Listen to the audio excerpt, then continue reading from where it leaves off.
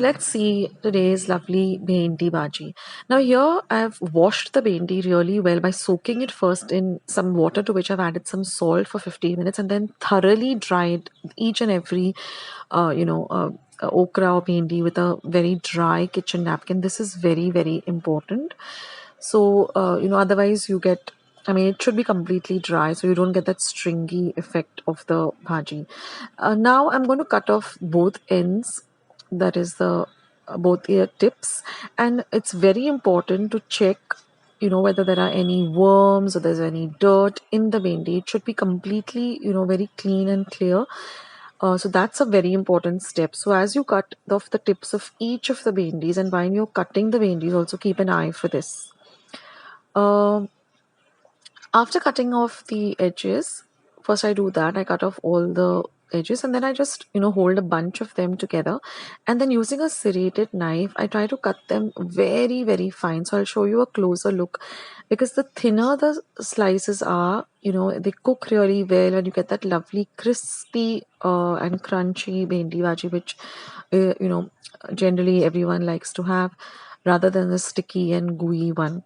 So cut them into these very, very fine, half an inch thickness, of the bhendi. Now, if you're a beginner and you just can't hold all of them together, it's okay if you cut each okra or bhendi separately, but try to cut them really, really fine. And mind your fingers, so just keep a gap as you're cutting. Now, when you cut, when you wash the bhendis really well and dry them really well, you'll see that you don't get these, the generally when you cut bhendi, you get this, stringy kind of a consistency. But when you cut them, I mean, dry them up really well, then you don't. So that's a very important step too. So now that we've prepped up the bhendi, let's start with the recipe. So here I've heated about 2 tablespoons of oil. Now you do require a little extra oil for this bhaji to get it really nice and crispy. Now once my oil is nice and hot, I'm going to add half a teaspoon of mustard seeds, also called mori or rai. Let the mustard seeds really splutter. Then I'm going to add half a teaspoon of cumin seeds or jeera. This is generally what I add for most of my veggies. Then I'm going to add half a teaspoon of hinga or asafoetida and half a teaspoon of haldi powder or turmeric powder. Now this is amsula.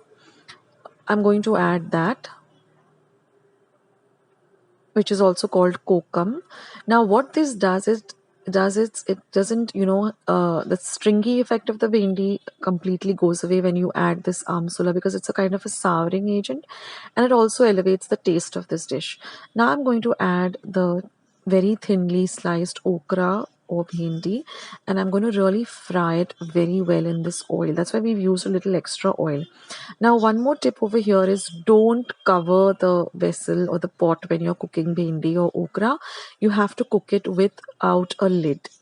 So I'm going to cook it on a low to medium heat and I'm going to continuously, stir in between. So let it cook and then just, the ones that are getting fried at the bottom, just bring them up on the top. And we want this to be nice and crunchy. So each and every, slice of bhendi should be fried very, very well. So this does take a little longer time than normal veggies. It takes about 10 to 15 minutes, but this is what we're looking for. The entire color, it changes from a light green color to a dark green color, and each and every slice is nice and fried. Now I'm just going to add some salt to taste. Then I'm going to add some chili powder. So I'm adding about half a teaspoon of chili powder, but you can add according to taste, salt also according to taste. Now I'm going to add half a teaspoon of roasted cumin powder. And I'm going to add a tablespoon of roasted coriander powder. Now I'll leave the link of how do I prepare my roasted powders at home. And then let it fry really, really well. And that's it, friends. This lovely crispy okra is ready. And I love to serve this with dal and rice. It tastes amazing. So do give this recipe a try. Friends, I hope you liked today's recipe as well as today's video, and if you would like to see more videos like this, then don't forget to leave this video a big thumbs up. Also, by clicking the thumbs up icon. Also, don't forget to subscribe to my channel and become a part of Akshata's recipes. Once you have subscribed, there is a small little bell icon that will pop up, so just click on that. That way, whenever I put up a new recipe or a new video, you get a message for the same. So on that note, I'll say bye and I'll catch you in my next video sooner than you think. This is Akshata saying bye, take care, stay healthy, stay fit, be kind and loving to one another. So till we meet again, bye.